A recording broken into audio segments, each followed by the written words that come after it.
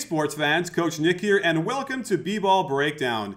This is going to be part one of a three-part series on who I think are going to be the top three picks in the NBA draft. Of course, Markelle Fultz seems like the consensus number one, no problem. I think Lonzo Ball will be number two because he's terrific, and the third one will be Josh Jackson, and I think that he's probably going to be in the top five, so let's go with him at number three. So stay tuned for the other two, because if they're anything like Markelle Fultz's footage, wow, this kid is the real deal. I haven't seen someone this polished as a freshman in a long time, and I anticipate him doing very well. I went deep into the footage to check out what he's doing, so stay tuned for that. But before we get to that, I want to tell you about our friends over at Let's Rumble. So take a second to go over there and download their app, because it's a fantasy basketball app that you can play in a really cool way. 5-man, daily, and you can play for money. It's a very small pool, so you're much more guaranteed to win money than anywhere else. And it's really fun because you can play head-to-head or play against a group. You can play against me. My username is BBALLBREAKDOwn. So get on there because I'm out there playing a lot, and it'd be really fun to see you out there at Let's Rumble. So download their app today.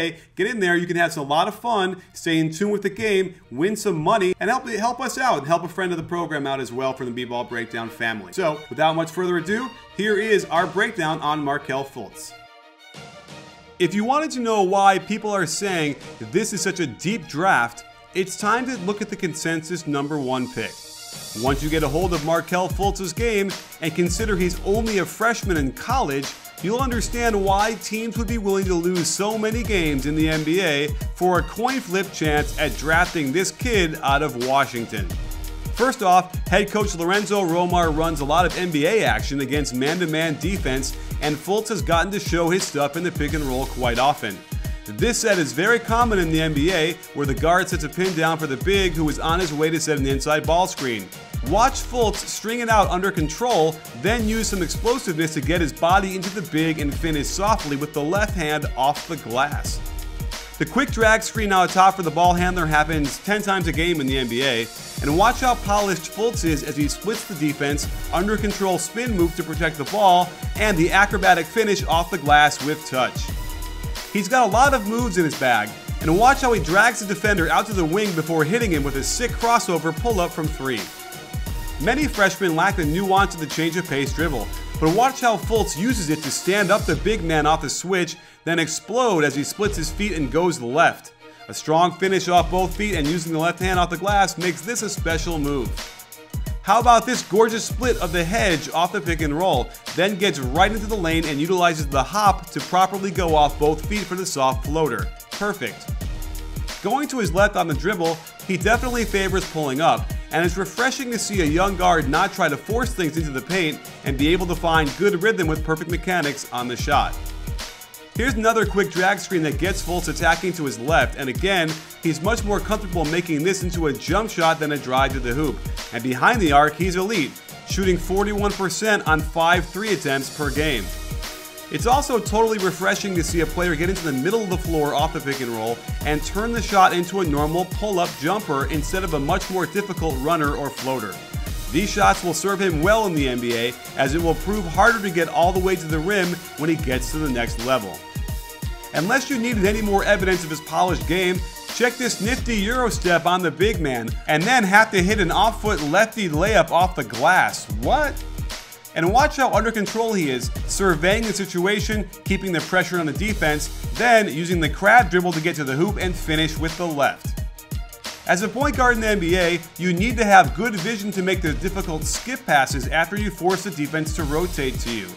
With his good size and height at 6'4", he's able to make this pass, and while it's not as accurate as it can be, at his age, he's got plenty of time to work on this valuable skill and hone it so that defenses will be forced to give up something out of the pick and roll, and Fultz will make that happen without a doubt in my mind. I also like how he can run the pick and roll, then not force it if there's nothing there, and then keep flowing in the offense to find a spot-up opportunity where he can hop into a long ball with terrific rhythm. He clearly likes the hop, and these are my favorite shots he takes, no hesitation, and can bury them with the defender in his face. He's also showed pro range, and with mechanics that remind me of Klay Thompson a little bit, he can extend out well past the college line. He can also be a shooting guard, willing to move off the ball off of screens to find open areas to catch and shoot, reminding me a bit of CJ McCollum.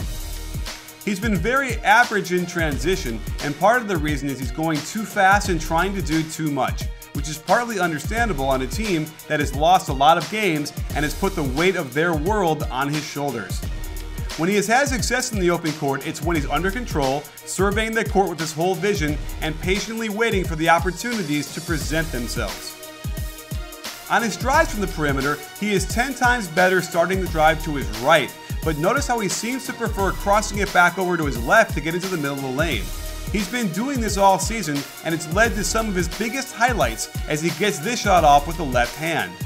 He's got a real knack for exploding to his right, and just as the defender is desperately getting back in position, he spins back the other way for a shot at the hoop. Driving to his left is a different story. He almost always makes it a straight line drive, nothing clever to it, and he's a lot less explosive going to his weak hand. As a result, he doesn't get by many people and ends up taking really hard step back long jumpers with the hand in his face. He'll need to spend a lot more time showing up this area of his game if he wants to have a major impact in the NBA.